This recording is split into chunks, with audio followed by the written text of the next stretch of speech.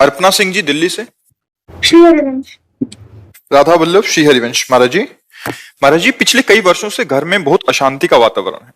आपके श्रीमुख से सुना है कि हमारे जीवन में जो कुछ भी घटित होता है वो हमारे ही कर्मों का परिणाम है एवं इसका किसी व्यक्ति विशेष से कोई संबंध नहीं है। किंतु फिर भी जब माता पिता के आपसी संबंधों में मतभेद उत्पन्न होता है तो बहुत असहाय महसूस होता है। तब लगी कुशल न जीव कहूं, सपने हूं मन विश्राम। जब लगी भजत न राम कहूं, शोक धाम तज काम। कोई भी हो, कहीं भी हो, हृदय में हो या बाहर हो, अशांति, चिंता, शोक, भय, मृत्यु, ये हमारे शब्द याद कर लो। इनको भोगना पड़ेगा जबरदस्ती, बलात् ये तुम्हें रोनेंगे यदि भगवान का नाम जप नहीं है और शास्त्र के अनुसार आचरण नहीं है। चाहे मम्मी हो, चाहे पापा हो, चाहे पुत्र हो, चाहे मित्र हो, चाहे कोई भी हो, जब तक धर्माचरण नहीं, नाम जप नहीं, नाम कीर्तन नहीं, भगवत चर्चा नहीं, गोस्वामी जी कहते हैं उसको शांति प्राप्त नहीं हो सकती। किस बात से शांति मिलेगी? कामनाओं की बाढ़ है, अपनी अपनी भोग वासनाएं बढ़ी हुई हैं, उनमें कहीं शांति की गुंजाइश है? नाम जप नहीं है, शास्त्र मर्यादा नहीं है, शांति कहां से प्राप्त हो सकती है? और यहां कोई ऐसा जादू टोना वाला सिस्टम नहीं है। ऐसा कहीं होता हो तो भगवान जाने बकाया, हमें तो नहीं लगता कि ऐसा कुछ है। अगर ऐसा होता तो अब तक कोई न कोई समाधान निकल जाता, ना किसी को डिप्रेशन होता, ना कोई अस्पताल जाता, ना कोई मरता। अस्पताल खाली होने चाहिए थे कि भाई आप जान, नाड़ी भी पकड़ने की जरूरत नहीं, आप तो जान गए ना कि आपको मन में क्या बीमारी है, तन में क्या बीमारी है, तो उसकी दवा हो गई। भाई केवल जान तो रहे कि हमारे सर में दर्द है, और वो जड़ से चला जाना चाहिए, तभी दवा का प्रभाव होता है। तो आप जान गए कि हमारा मन बेईमान है, हमारा मन पाप में चल रहा है, हमारा मन क्लेशित है, उससे निवृत्ति हो तो वो आप ही कर सकते हो, वो दूसरा कोई नहीं कर सकता। नाम जप करो, तुम्हें बल मिलेगा, उससे हटो। हमें तो शास्त्र की बात से यही पता चला है, जैसा भगवान की कृपा से और महापुरुषों गुरुजनों के वचनों से पता चला है कि भगवान का आश्रय और सत्य धर्म पूर्वक किया हुआ आचरण आपको परम सुखी और शांत रखेगा, हृदय आह्लादित रहेगा, अन्यथा और कोई चांस नहीं है। मनमानी खूब पापाचरण हो रहा है, मनमानी अधर्म पूर्वक धन कमाया जा रहा है और इसके बाद खोज की जा रही शांति की। भोगात् शांतिरनंतरम भगवान लिख देते, भगवान ने लिखा त्यागात् शांतिरनंतरम। जो असत भोगों का त्याग करता है वो शांति को प्राप्त होता है। यहां सब उल्टा हो रहा है, शांति कहां से प्राप्त हो जाएगी? शास्त्र के अनुसार आचरण करो, धर्म पूर्वक, और नाम जप करो। शांति न मिले तो हमें बताना, शांति नहीं परम शांति मिल जाएगी। जिसके आचरण गंदे हैं वो चाहे जितना बड़ा बली हो, चाहे जितना बड़ा विद्वान हो, चाहे जितना बड़ा धनी हो, वो कभी शांत नहीं रह सकता। जैसे रावण, जैसे कंस, जरासंध, भौमासुर, ये सब विश्व लेवल के हैं, हिरण्यकश्यप। इसलिए हमें हृदय से प्रार्थना करने की इच्छा है कि आप लोग गंदे नशा छोड़िए, आप लोग गंदे आहार छोड़िए, गंदे आचरण छोड़िए, और जितना बन सके नाम जप कीजिए। और जो आपका कर्तव्य वही आपकी पूजा है। अगर अपने कर्तव्य का पालन कर रहे हो, नाम जप कर रहे हो, तो फिर हमें बताना, अशांत हो जाओ। जब कामना ही अशांति है, अछत काम सुख सपने नाही। नाम जप करो, हमारे पास एक ही औषधि है, सत शास्त्रों की आज्ञा के अनुसार चलो, परम शांति। अपने कर्मों का हिसाब चाहे आकाश में जाके छुप जाओ, चाहे पाताल में जाके छुप जाओ, कर्म वहां भी तुम्हें दंड दे के ही रहेगा। उस कर्म को कोई नष्ट कर सकता है तो श्री भगवान कहते हैं अवश्य में भोक्तव्यम कृतम कर्म शुभाशुभम। भोगना पड़ेगा, वो क्षमा कर दे। वो कह रहे हैं आम तो हम स्वर पापी भ्यो मोक्षयिष्यामि मां शुचा। मानो बात, अब नाम जप करो उनका, उनकी शरण में हो जाओ। आधा घंटे घर में नाम कीर्तन करो। जैसे कोई आते हैं, हमारे घर में किसी ने कुछ कर दिया, बाहरी चक्कर है, किसी ने नहीं किया, आपने किया है। बाहरी चक्कर नहीं, आपके भीतरी दिमाग का चक्कर है। 1 घंटा भागवत का रोज पाठ करो घर में, वो आधा घंटा नाम कीर्तन करो, थोड़ी देर आरती करके ठाकुर जी की दीपक जला दो। 2 महीना करके हमें बताओ आके कौन सा चक्कर रह गया, कौन सा आपके अंदर या आपके बाहर परेशानियां आ रही हैं।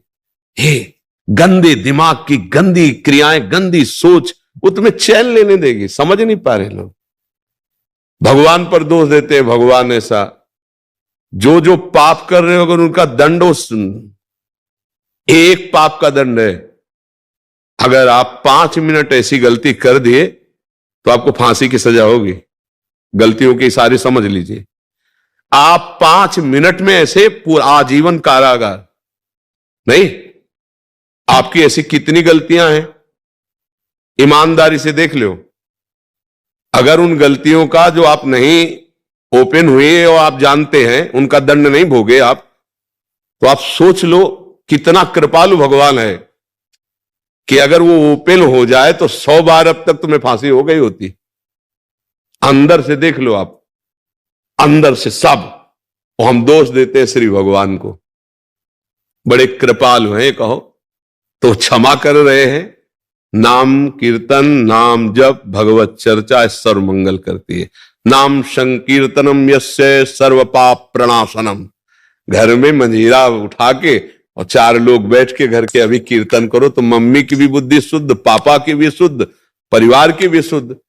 अब जब नाम कीर्तन नहीं होगा, प्रपंच होगा, तो लड़ाई झगड़ा, अपनी अपनी वासनाओं के कारण अशांति तो होगी ही। दिमाग को हमें विश्राम चाहिए, वो नहीं ऐसे भजन से दोगे तो शराब पी के पाना चाहेगा, वो व्यसन करके पाना चाहेगा। दिमाग को शिथिल करने की जरूरत है। भजन के द्वारा शिथिल करोगे तो ब्रह्मानंद में डूब जाओगे, नशे के द्वारा शिथिल करोगे तो विषयानंद में डूब जाओगे, दुर्गति हो जाएगी। आप इस बात को समझिए, बिना भगवान के नाम संकीर्तन के ना घर पावन होता है ना हृदय पावन होता है। जिस हृदय में नाम है, जिस घर में नाम कीर्तन कथा साधु संगति, संतों का चरणामृत घर में कभी नहीं पड़ा, कभी संतों की जूठन नहीं गिरी, कभी नाम कीर्तन नहीं हुआ, कभी भगवत चर्चा नहीं हुई, तो भैया फिर उस घर में शांति आ जाए मुझे तो नहीं समझ में आता। अरे ठाकुर जी घर में विराजमान करके सेवा सत्कार कथा वार्ता धर्म पूर्वक कमाओ, अभी शांति आ जाएगी। शांति का जो उपाय है वो दूसरा है, संसारिकता नहीं है। राधे दुबे जी। जय श्रीमन नारायण महाराज। श्रीमन नारायण महाराज जी। महाराज जी, राम कृष्ण नारायण नरसिंह जगन्नाथ सब एक हैं, परंतु स्वरूप भिन्न होने से मति भी भिन्न हो जाती है। किसी एक भगवान के प्रति अनन्यता नहीं रह पाती। गुरु का वर्ण कर लिया क्या है? हाँ, तो बच्चा जब तक ब्याह नहीं होता तो सैकड़ों फोटो लड़की देखती नहीं देखते, लेकिन ब्याह होने के बाद अगर 2 ही फोटो देख ले तो फिर गंदा भाव माना जाएगा, नहीं माना जाएगा। हे तुम्हारा ब्याह हो गया, तुम दूसरे लड़कों के फोटो काहे को देखते, आ जाएगा नहीं हो जाएगा। तो अभी ब्याह ही नहीं हुआ तो फिर कैसे समझ में आएगा। गुरुबिन होए कि ज्ञान, गुरुदेव का आश्रय ले लो और वो जो नाम बतावे और गुरु रूप बतावे ठाकुर जी का, बस उसको पकड़ लो, निहाल हो जाओगे, वही है, कोई दूसरा है ही नहीं। देखो, जब आप कोई नाटक देखते, सिनेमा जैसे देखते और अभिनेता से आपका परिचय हो जाए तो कभी कभी वही अभिनेता अच्छा रोल करता है, कभी कभी निगेटिव रोल भी करता है, दोनों रोल करते ना। लेकिन जब आप पहचानते हो ना तो आप केवल मनोरंजन करेंगे, आप ये नहीं मानेंगे कि बहुत गंदा आदमी है। जब आपसे कोई कहेगा कि बहुत गंदा आदमी, तो कहोगे नहीं, पर्सनल में नहीं है, ये अभिनय में गंदा कर रहा है, पर्सनल में नहीं है, क्योंकि आप उसको जानते हो। ऐसा अगर जान गए तो श्री कृष्ण के सिवा पूरी सृष्टि में कुछ नहीं है, वो अपने आप से अपना अभिनय कर रहा है। जगन नाटक वही भवा, तो नरसिंह रूप भगवान, राम रूप भगवान, नारायण रूप भगवान के ये रूप तो ये तो भगवान ही के, ये भी भगवान के ही है, पक्का समझ लो। वो अपने जगन नाटक वैभव पर ऐसा जादूगर है कि अपने आप को इतने रूपों में बना के खेल रहा है, दूसरा कोई है ही नहीं। गुरु प्रताप से बात समझ में आती है। अब इनके प्रति मति जा रही, इनके प्रति नहीं जा रही, इसलिए कि अभी ब्याह मति का नहीं हुआ। जब मति का ब्याह हो जाएगा फिर दूसरी जगह नहीं जाएगी। अंतिम समय भीष्म जी कहते, हे श्री कृष्ण, मेरी मति रूपी बुद्धि रूपी कुंवारी कन्या का अब आप वर्ण कर लीजिए। आज तक कुंवारी रखा है, अब अंतिम समय है, मेरी बुद्धि रूपी कन्या का आप वर्ण कर लीजिए, आप स्वीकार कर लीजिए, क्योंकि अब मैं जा रहा हूं, मेरी बुद्धि आपके चरणों में समर्पित है। कुंवारी रखा है, भीष्म जी ने कहा अभी तक, हाँ अभी तक बुद्धि में किसी और का वर्ण नहीं कि आपके सिवा, अब आप अपनी वस्तु को स्वीकार कीजिए। भगवान विविध रूप धारण करके लीला करके उनको भ्रम में डाल सकते हैं जो भगवान का भजन नहीं करते। जैसे जादू दूसरों पर असर करेगा लेकिन जमूरे पे नहीं जो उसका है। जो जादूगर का जमूरा होता है ना, उसकी परिचर्या में उसको सब पता है कि कहां से कौन हरकत हो रही है। लोग प्रभावित है यार, वो 4 जगह से काट रहा है, एक जगह से भी नहीं काट सकता वो केवल उसकी आंख बांधने का जो मंत्र, आंख बांधने की कला है, उसके द्वारा कई चीजें ऐसी आश्चर्यजनक जिसे सब प्रभावित है, पर वो नहीं प्रभावित है, उसको पता है। ऐसे ही भगवान का भक्त जानता, घोर से घोर लीला या सौम्य से सौम्य लीला या प्रिय से प्रिय लीला, वो तीनों में अपने भगवान को देखता है। ये सतोगुण रजोगुण तमोगुण की लीलाएं हो रही, भगवान ही है। और वो तो भगवान की दिव्य लीलाएं हैं, जो वो प्राकृतिक माया को थोड़ी है। तभी बच्चा हो, सदगुरुदेव का वर्ण करो और उनकी आज्ञा से चलो, तब सब संशय नष्ट हो जाते हैं, भगवान में प्रीति हो जाती है। प्रीति के बाद फिर ये नहीं नजर आता कि कोई और है, अपना ही प्रीतम नजर आता। उत्तम के वसस बन माही सपन हुआन पुरुष जगनाही। उत्तम पतिव्रता के अंदर केवल पुरुष भाव अपने पति पे होता है, ऐसे ही भगवत भाव केवल गुरु प्रदत्त ठाकुर पर होता है। नाम जप के साथ कोई गलत विचार चलने लगे तो क्या करना चाहिए? और अगर कोई कुछ नहीं करना चाहिए। किसका प्रश्न? कुछ नहीं करना चाहिए, वो अपने आप नष्ट हो रहा है। जब हम नाम जप करते हैं, सैकड़ों बार चर्चा हो गई है कि नाम जप क्या करता है, प्रभु को पसंद है निर्मल मन, कहते हैं ना, निर्मल मन जन सो मोही पावा, मोही कपट छल छिद्र न भावा। अब जब हम नाम जप को शुरू करते हैं तो इस मन में सब भरे हुए गंदे संस्कार जन्म जन्मान और वो निकलते हैं, तो साधक जो जानता नहीं ना, वो घबरा जाता है। जब से भजन शुरू किया गंदी सी गंदी बातें आती, पहले ऐसी नहीं आती थी, आ नहीं रही, जा रही, ये सब जा रहे। कुछ नहीं करना है, बस नाम जप करते रहो। वो गंदी बातें आए फेंकेगा, अच्छी बातें, ऐसा नहीं कि केवल गंदी फेंकेगा, जो जो उसमें है मैसेज, कुछ मित्र मैसेज है, कुछ शत्रु मैसेज है, और दोनों बाहर निकलेंगे, सब डिलीट होगा, खाली होगा मन।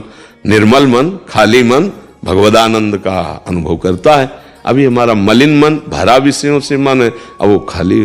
तो अगर समझ नहीं पाओगे तो भजन से अरुचि हो जाएगी कि बहुत जलन होती है, बहुत परेशानी होती है, और यहां तक कि वो प्रभु में भी गंदी बात सोचवा देगा। डरना नहीं, तुमको पक्की बात करें, क्योंकि कई साधक, एक बार हम जा रहे थे तो रास्ते में एक साधक रोते हुए खड़े थे, तो उन्होंने ऐसे ऐसे किया कि रुक जाओ, तो उनके आंसू देख के लगा कि रुक जाना चाहिए, तो रुक गए। हमने क्या बात है?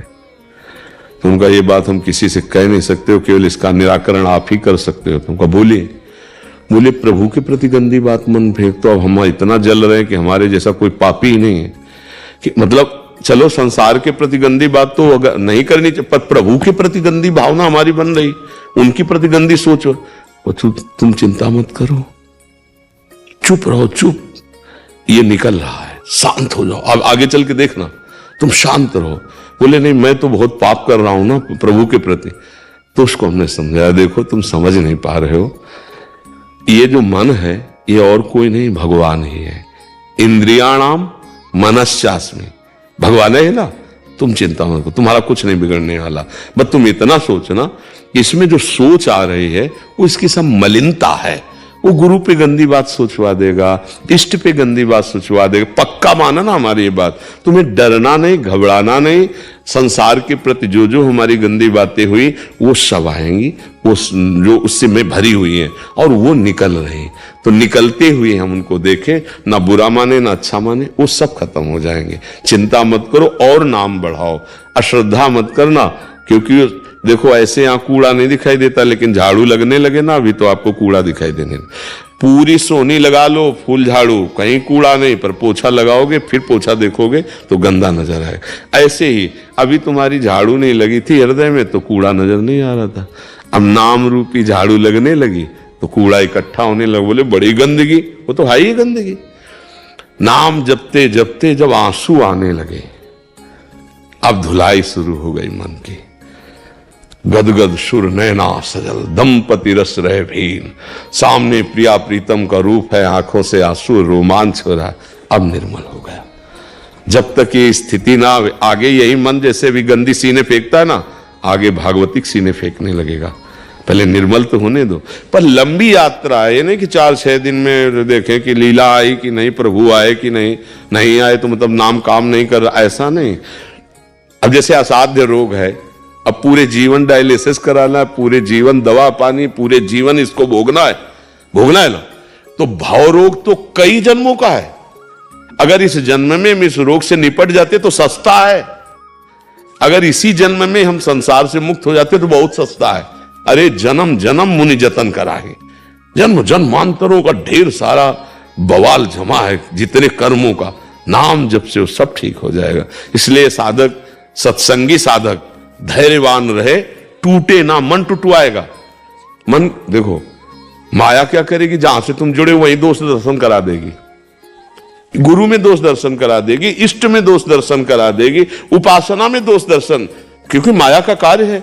और अगर गुरु कृपा पात्र हो, गुरु मेहरबान, तो चेला पहलवान परास्त कर दोगे माया को। तेरी बात नहीं मानने वाले हमारे इष्ट, हमारे गुरुदेव, हमारी उपासना, ये सब दिव्य है, तू क्या समझती, वो सब ठीक हो जाएगा। ये तन छूटना है, आज नहीं तो कल इसका नाश होना है। अब जैसे नाश होना है उसका विधान बन जाता है। हाँ, अब इस तन को रखकर हमने कमाया क्या, ये हमारे साथ जाएगा। तो नाम जप किया, दूसरों की सेवा की, धर्माचरण किया, तो भगवान प्रसन्न हो जाएंगे। या तो हमारी उन्नति हो जाएगी, अगला जन्म और अच्छा होगा कि हम भजन करके भगवान को प्राप्त करें, या भगवत प्राप्ति हो जाएगी। घाटा तो होने वाला नहीं, अमंगल तो होने वाला नहीं। जी उज्जवल जी, राधे राधे। जी राधे राधे महर्षि। महर्षि, बाहरी दुनिया से कैसे प्रभावित ना हो, अपने आंतरिक विकास कैसे करें महाराज? देखो, आंतरिक विकास के लिए आंतरिक पावर चाहिए। अब हम लोग पावरहीन हो चुके हैं, भोगों में हमारी आंतरिक चिंतन वृत्ति इतनी मलिन हो चुकी है और हम इतने शक्तिहीन हो चुके हैं कि हमारा विचार एक सीमित रह गया है। नहीं? जैसे पशुओं के अंदर भी है बुद्धि, तो उतनी है कि जितना हम छीन झपट के चारा खा ले, जितना हम बस उतना ही है। निद्रा भय आहार मैथुन उतना ही है, इसके आगे नहीं विवेक। ऐसे ही कुछ हम लोगों की भी बुद्धि विचारधाराएं सीमित होती जा रही। छीन झपट के जितना हम धन, जैसे भी बेईमानी, जैसे भी, तो हम सुखी हो जाएंगे, ये गलत विचार है। आज तक भोगों से कभी कोई सुखी नहीं हुआ है। हमारे आंतरिक विचार पुष्ट हो और हमारा ये जीवन भी सुखमय हो और आगे का भी सुखमय हो, उसके लिए भगवान का नाम श्री हरिवंश नाम बल लहो, अपने मन भाई सब कहो, रहो शरण हरिवंश की। जितना नाम जप करोगे, आप में एक अध्यात्म बल जगेगा, आपकी बुद्धि पवित्र रहेगी, आपका हृदय शांत रहेगा, आपको दूसरों की सेवा करने में सुख मिलेगा। जैसे हमारी बुद्धि मलिन होती तो दूसरों को लूटने में सुख मिलता है।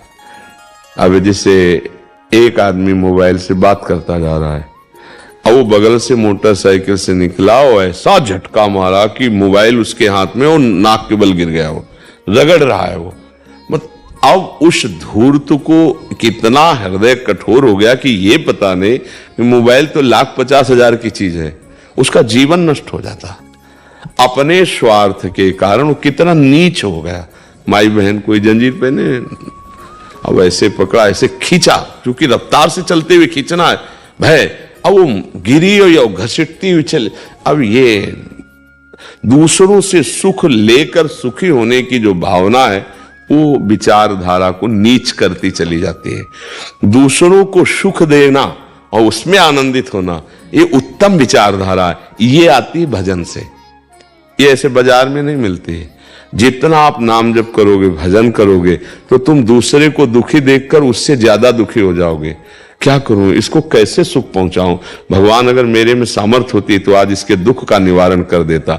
तो अब दुख का निवारण कर पाओ या ना कर पाओ, आपका काम हो गया, आपकी उन्नति हो जाएगी, आपकी ऊंचाई हो जाएगी। हमारी बुद्धि शुद्ध हो जाए तो हमारे विचार शुद्ध हो जाए। आप आंतरिक की बात तो कर रहे हो ना, तो आंतरिक में विचारों में गंदगी भरी है, बाहर से बहुत साफ स्वच्छ कपड़े पहने, हमारे विचार इतने गंदे हैं कि कई बार तो हमने कहा भला मनाओ, भगवान ने वैज्ञानिकों को इतनी सामर्थ्य नहीं दी कि हमारे मन की, हमारे हृदय की बात अल्ट्रासाउंड की तरह खिंच जाए। ऐसा नहीं है, आज तक कोई मन का अल्ट्रासाउंड करने की मशीन नहीं बनी, नहीं तो बेइज्जती हो जाए, नहीं हो जाए। बढ़िया साफ स्वच्छ कपड़े पहले, बहुत अच्छे आदमी दिखाई दे रहे और मशीन फिट कर दी गई, टीवी में चल रहा है, बोले यार इतना गंदा आदमी है। तो विचार हमारे गंदे हैं और वो तभी शुद्ध होंगे जब भजन होगा। अगर नाम जप हो, सत्संग सुनो, तो दूसरों को सुख पहुंचाने वाले आचरण बनने लगेंगे और दूसरों को सुख पहुंचाने वाले आचरण बने, इससे बड़ी कोई साधना नहीं। पक्का समझ लेना, जिसने परहित सरिस धर्म नहीं, भाई इससे बड़ा कोई धर्म नहीं। और आज यही लुट गया है, बस ये गड़बड़ हो गया।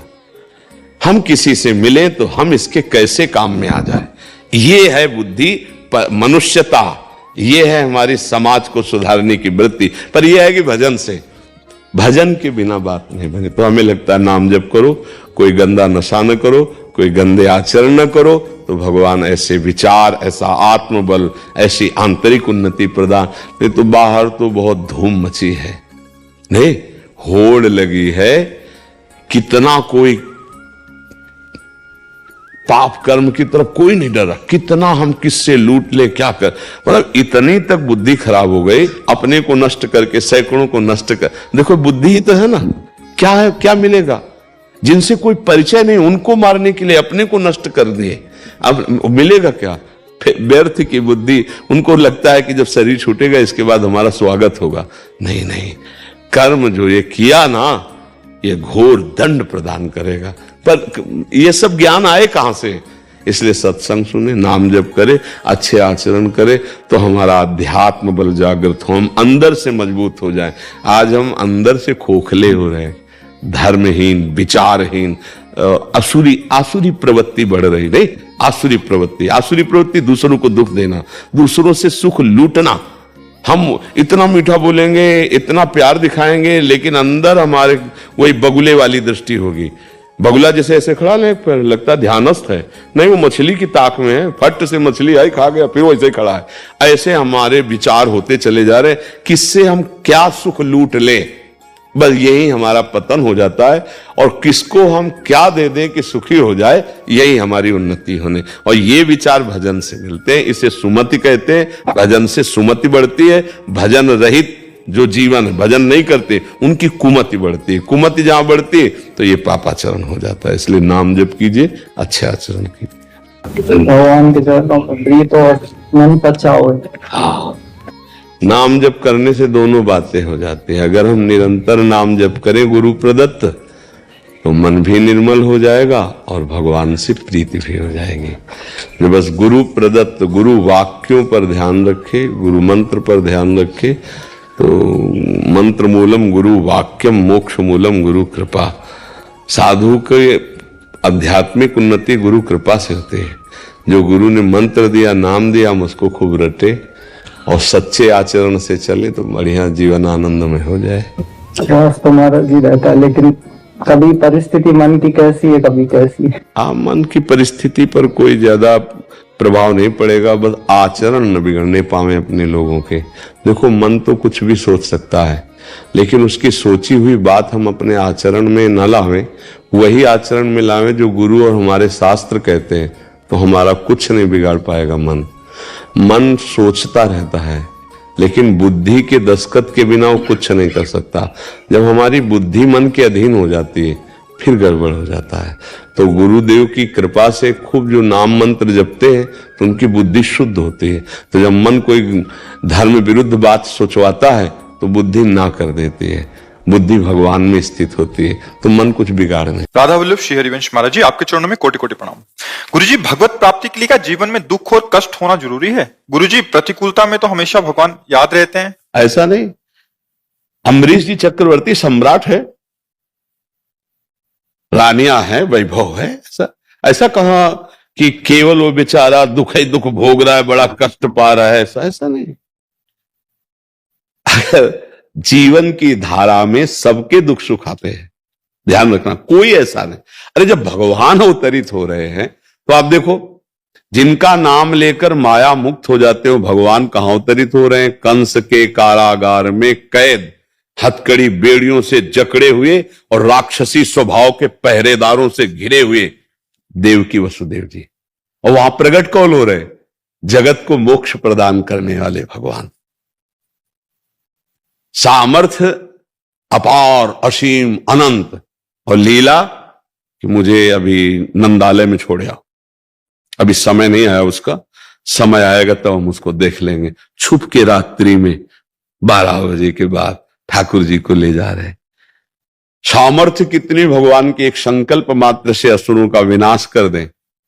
दशरथ जी उनके वियोग में प्राण त्याग रहे हैं और भगवान 14 वर्ष के लिए वनवास। ये दुख सुख की जरा लीलाओं को आप इधर भी तो देखिए, जब भगवान अवतरित हो रहे तो संत गृहस्थ जो भी है, ये दुख सुख से बना हुआ शरीर है, जिसको कहते हैं शुभ अशुभ कर्म, इन दोनों से बना हुआ है। वो समय समय पर आते रहते, कभी दुख आता है, कभी सुख आता है।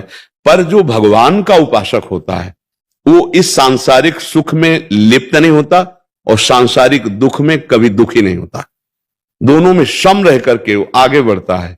भगवान ऐसी सामर्थ्य देते हैं। आज अगर सत्संग शुदा हो तो ये प्रश्न था कि आखिरकार संतों को दुख क्यों प्राप्त होता है, तो वहां वर्णन हुआ कि भगवान और भक्त दोनों बात प्रेम की और भाव की रक्षा की, उनको शरीर रक्षा और भोगों की रक्षा की बात ना भक्त के हृदय में होती है और ना भगवान के हृदय में होती है। इसीलिए भक्त भी नहीं चाहता और भगवान भी नहीं चाहते। उनका भाव इतना दृढ़ रहता है कि 22 बाजारों में कोड़ों से मार मार कर खाल खींच दी गई, पर हरि बोल हरे कृष्णा एक बार भी कभी आंसू नहीं गिरा और आह नहीं निकली। ये क्या है? ऐसी सामर्थ्य किसी मनुष्य में होती है क्या? सच्चिदानंद भगवान बैठे कोड़े खा रहे हैं और दिखा रहे हैं कि मेरे भक्त की सामर्थ्य देखो। फिर बाद में सब चरणों में गिरे, बादशाह तक, ठाकुर हरिदास जी के चरणों में। ये बातें थोड़ा प्राकृतिक बुद्धि से समझ में नहीं आएंगी कि भगवान का नाम जप करें, 22 बाजारों में कूड़ा मारा जा रहा है, कई तरह के ऐसे। ठाकुर हरिदास जी से पूछा तो उन्होंने कहा कि वास्तविक आपको सत्य कहते हैं, इतना भी हमें कष्ट नहीं हुआ, सारे कोड़े भगवान अपने ऊपर ले रहे थे। ये आप कैसे जान पाओगे? बाहरी केवल खिलवाड़ हो रहा था उनके साथ, वो शरीर जैसे सांप की केचुल है। अच्छा मानो जैसे आपका पुराना कपड़ा है और उसमें 50 लाठी मारी गई, अब आपको क्या कष्ट है? ऐसे संत के शरीर का राग नष्ट हो जाता है, वो दिव्य भाव में निरंतर। अब उनके शरीर को पूजो या पीड़ा पहुंचाओ, वास्तविक कष्ट नहीं होता। अज्ञान के कारण इस शरीर को कष्ट होता है। जैसे आप थोड़ा समझिए कि जब आप सैया पे सोए होते हैं तो आपका एक स्थूल शरीर पड़ा होता है और उसको कोई कष्ट नहीं होता, लेकिन स्वप्न में यदि पिटाई हो रही है तो सैया के पड़े हुए शरीर से निकल पड़ती है, आ बचाओ। अगर कंट्रोल छूट गया तो आवाज जोर से निकल जाती है, लोग दौड़ पड़ते, क्या हुआ? और उसे जगाया, अरे ये तो मैं स्वप्न देख रहा था। तो क्या कष्ट था क्या? लेकिन कष्ट था, तभी तो चीखा था ना। तो अज्ञान के कारण जगा तो कष्ट था। ऐसे ही ज्ञान में जब जग जाता है तो कष्ट नहीं रहता। और अनंत जन्मों से हमसे अपराध हुए, उन अपराधों का भोग भी हो गया और भगवान ने हमारे भाव पुष्ट कर दिए, भगवत प्राप्ति हो गई। ऐसा नहीं कि बराबर दुखी मिलता रहता हो। अगर कोड़े लगे तो बादशाह आकर ताज उतार के चरणों में रखता है, विनय करता है, पूरी छूट देता है। आज के बाद आपको कभी कोई नहीं रोकेगा, खूब भगवान नाम कीर्तन करो। और आज भी हम उनका यश गा रहे हैं, ठाकुर हरिदास जी का यश गा रहे हैं। तो ऐसा जैसे कि भक्त को केवल दुख ही मिलता है, ऐसा तो नहीं है। ऐसा न देखा जाए कि संतों को या भक्तों को केवल दुख ही दुख मिलता है। हम तुम्हें क्या बताएं, जैसे हम आनंद की बात बताना चाहते हैं कि हमें कितना आनंद है, तो उस मां के जिसके अकेले लड़के का ब्याह हो रहा है और वो फूली फूली घूम रही है, ऐसे अनंत गुना बढ़कर प्यार रहता है, मेरी प्रिया, मेरे लाल, मेरे प्रभु। क्योंकि अनंत जन्मों से बिछड़ा हुआ भगवान का अंश जब अपने अंशी के समीप तो कृतकृत्य हो जाता है, आनंद मगन। ये केवल बातों से नहीं होता, ये अंदर की बात से होता है। तो ये कोई आरोप न लगाए कि भगवान अपने जनों को दुख देते हैं। ये जरूर है कि दुख और सुख जिससे मिलते हैं वो 2 कर्म होते हैं, पुण्य और पाप। उससे सबका शरीर बना रहता है। तो कभी पापी पुरुष को भी बहुत अच्छा अवसर आता है और कभी दुख आता है, कभी किसी महात्मा को बुरा अवसर आता है, कभी सुख आता है, ये क्रम चलता रहता है। लेकिन स्थिति दोनों में अंतर होगी, वो प्रकृति के भोक्ता भाव में होगा, वो परमात्मा के आनंद में मगन होगा। ये अंतर कोई नहीं देख पाता। बाहरी दृश्य तो देख पाता है कि वो संत दुखी है, कैंसर हो गया है, उनको ये हो गया है, तो क्या गृहस्थों को नहीं होता क्या? तो अब हमें है तो इसलिए हजारों जान रहे हैं कि इनके है, लेकिन ऐसे बेचारे हैं जिनको तुम जानते ही नहीं हो और हजारों के रोग होगा, तो कहा जाता है कि महात्मा को दुख क्यों मिला? हमें दुख नहीं है, पक्का समझो तुम्हें, पक्का 100% हमें कोई रोग नहीं, कोई दुख नहीं है। इस शरीर को है तो उसका व्यवस्था ठाकुर जी की है, बहुत बढ़िया व्यवस्था की है। इसलिए बहुत हम आपसे प्रार्थना करते हैं, जैसे भी बने वैसे भगवान का आश्रय और नाम जप करने लगो। वो दुख मिटाने वाले, दुख देने वाले नहीं, मंगल भवन है। महाराज आपके माध्यम से तो सबको आनंद दे रहे हैं। आप तो आनंद में हैं ही, लेकिन आपका आनंद हाँ, वो केवल प्रियाजू की कृपा है, केवल प्रियालाल की कृपा का फल है। और हम आपसे सच्ची कहते हैं, हम कोई विद्वान नहीं भैया, गांव के स्कूल के कक्षा 9 पढ़े, बार बार बता रहे, जैसे हमसे कोई व्याकरण और शास्त्री हो, आचार्य, हम कुछ नहीं है। कक्षा 9 साइंस साइड में पढ़ के भाग पड़े थे घर से। ये जो कुछ सुन रहे हो केवल भगवान की कृपा से सुन रहे हो, कोई पढ़ाई लिखाई या हम ज्वाइन किया हो सत्संग का, कॉलेज की कैसे बोला जाता है, कैसे, कुछ नहीं।